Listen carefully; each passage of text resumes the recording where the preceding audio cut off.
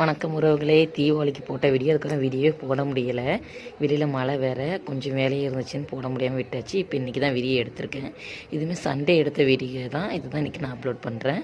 நம்ம வீட்டில் இன்றைக்கி சாப்பிட பார்த்தீங்கன்னாக்கா வாழையில் ரெடி பண்ணியாச்சு. சுட சுட சாதம் ரொம்ப சூடாக கொஞ்சம் ஆறி போயிருந்துச்சு. ஃபஸ்ட்டே வச்சாச்சு. அப்புறம் பார்த்திங்கனாக்கா இன்றைக்கி வந்துட்டு பாறை மீன் குழம்பு தான். ஒட்டு மாங்காய் போட்டு குழம்பு வச்சுருக்கேன். மாங்காய் வந்துட்டு கிலோ 120 ரூபான்னு விற்றாங்க.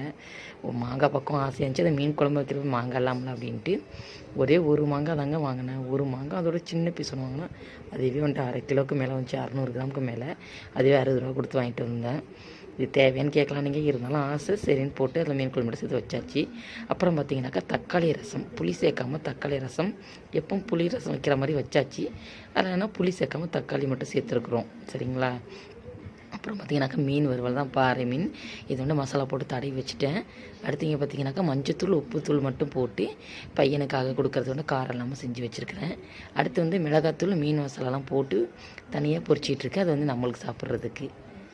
இதுதான் நம்ம வீட்டு ஸ்பெஷல். இன்றைக்கி நாங்கள்லாம் சாப்பிட போகிறோம். நீங்களும் வாங்க சாப்பிட்லாம். நம்மளோட சேனலை ஃபஸ்ட் டைம் பார்க்குறாங்க, நம்ம சேனல் சப்ஸ்கிரைப் பண்ணிட்டு பாருங்கள். வீடியோ பிடிச்சினா லைக் பண்ணுங்கள். நெக்ஸ்ட் வீடியோவில் பார்க்கலாம். ஓகே, பாய்.